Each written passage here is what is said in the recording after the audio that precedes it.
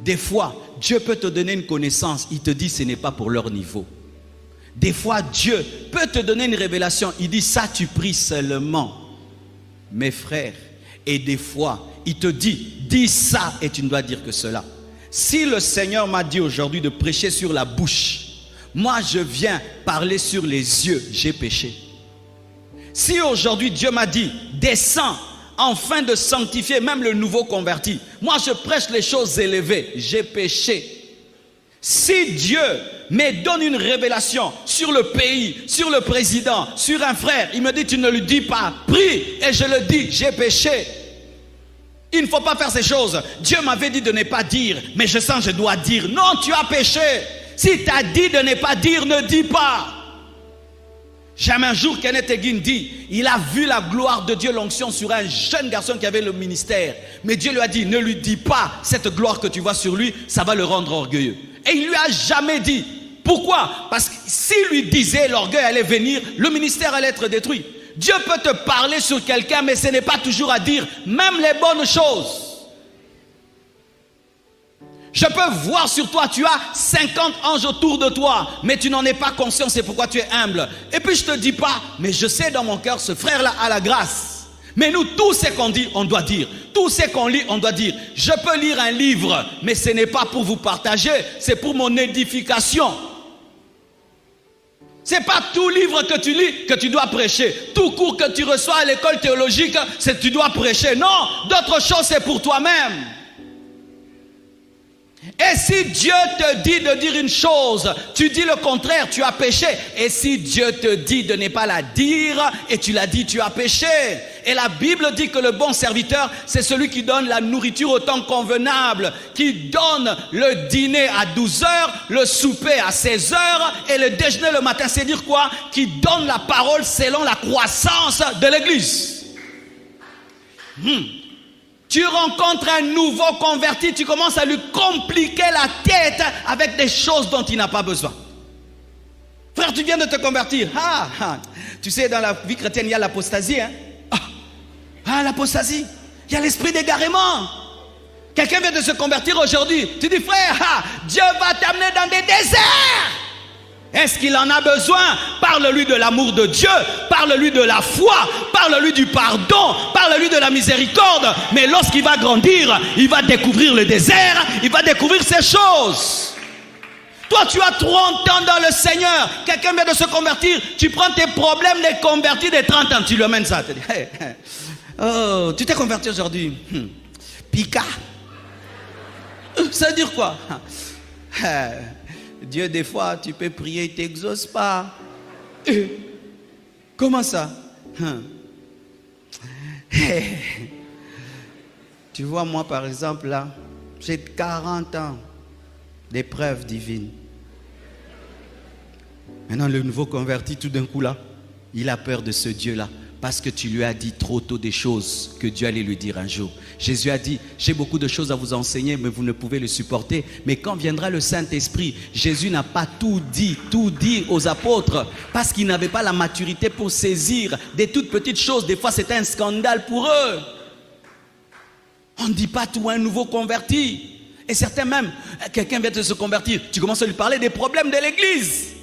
À peine il est venu dans un département. Hey, au Kotia, Koswa, Namoreza, département. Au Sambela est bien. Sorcier. Tu es un sorcier diurne. Tu n'as pas besoin de t'envoler pour être sorcier. Comment quelqu'un vient de se convertir? Tu commences déjà à lui dire des choses pareilles.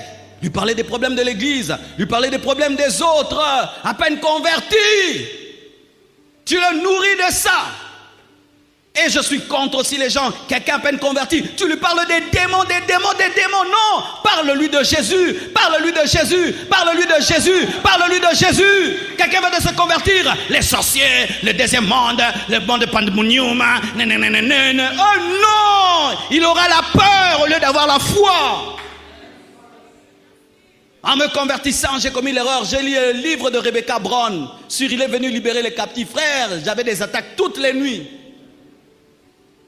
Et mon oncle, il était curieux, il est allé lire les livres. Lui, chaque fois qu'il lisait, il avait des attaques. Et qu'est-ce qu'il faisait? Si on est nombreux, il vient là, il lit à côté de vous. Il lit à côté de vous, à côté de vous. Je dis, ça c'est quelle manière de commencer la vie chrétienne? C'est ça, toi, tu as commencé la vie chrétienne comme ça. Il y a des sorciers qui veulent détruire ta vie. Toi, tu commences la vie chrétienne par sorcier veut détruire ta vie. Il y a des liens ancestraux. Tu commences ta vie chrétienne avec des liens. Tu ne connais ni rien sur la puissance du sang de Jésus, la puissance de la croix, le tombeau vide, la puissance du nom de Jésus. C'est pourquoi tu ne décolles pas, parce que tu as mal commencé. Parce que celui qui t'a enseigné n'a pas dit ce qu'il devait dire. Paul enseignait comme ça. Paul commençait comme ça. Alléluia. Lorsque tu dis ce que tu ne dois pas dire et tu annonces ce que tu ne dois pas annoncer, c'est aussi un péché. Si Daniel avait révélé les choses qui lui étaient interdites, il allait pécher. Garde-les, ne les dis pas. Et il ne les dit pas. Frères et sœurs, les grands prophètes, ils meurent avec des secrets dans leur cœur. Ils meurent avec des secrets dans les cœurs. Les grands prophètes, sur 100 prophéties qu'il a reçues, il a peut-être donné 50. Les autres, c'était seulement des intercessions. Tu peux voir, mais tu ne dois pas dire. Je me tiens ici. Pendant que je me tiens ici, je vois là-bas quelqu'un qui se transforme en démon. Et puis je dis, frère, viens. Ce frère est un sorcier devant vous tous. Ce n'est pas parce que Dieu m'a montré que je dois dire.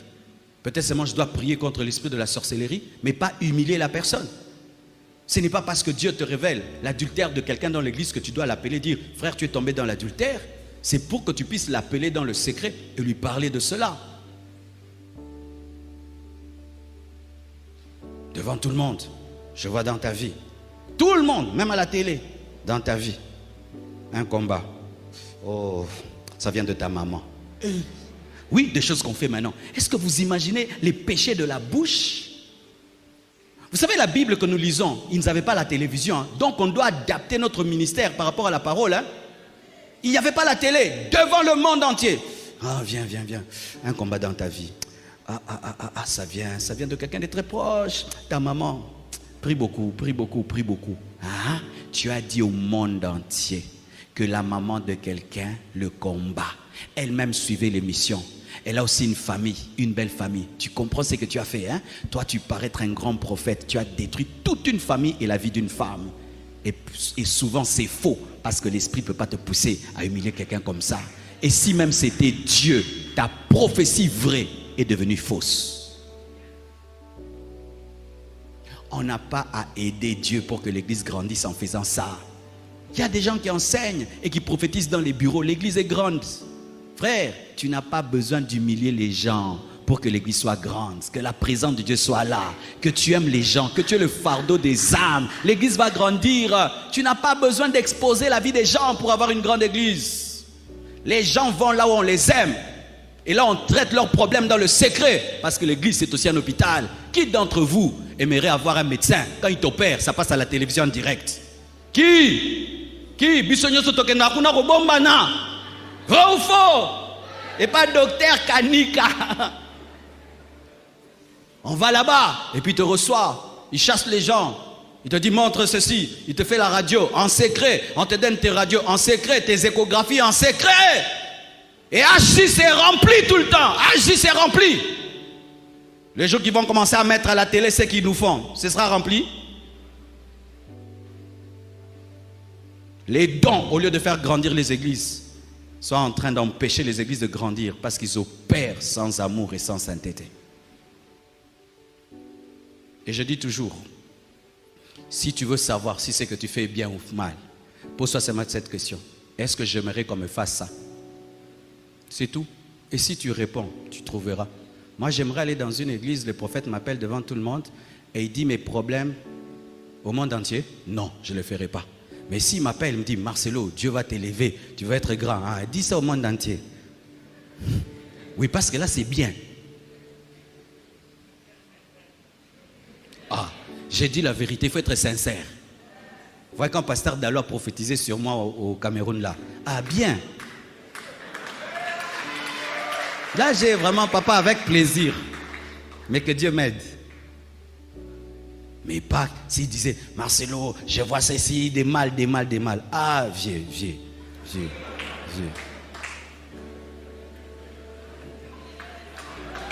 Ah oui? Là, dis-moi dans la chambre, à l'hôtel, dis-moi. C'est comme ça. la sagesse et l'amour et la sainteté.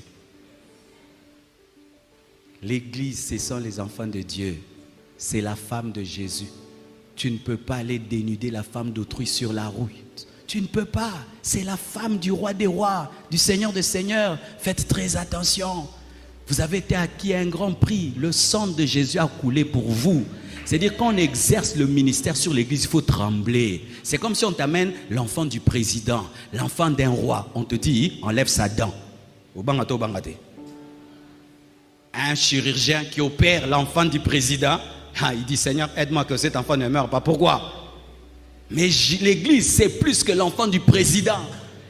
Vous êtes plus que les enfants du président. Vous êtes les enfants du roi des rois, du Seigneur des seigneurs.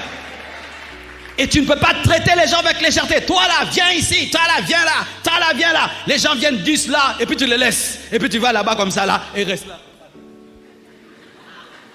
Pas ici. Pas ici. Faut traiter les gens avec respect, honneur. Même s'il est en babouche. Même s'il est venu à pied. Même s'il est mal habillé. C'est un enfant de Dieu. L'homme d'être honoré et respecté, surtout à l'église. Surtout à l'église. C'est là où même celui qui n'est pas considéré dans sa famille sent qu'il est honoré, qu'il est respecté à l'église.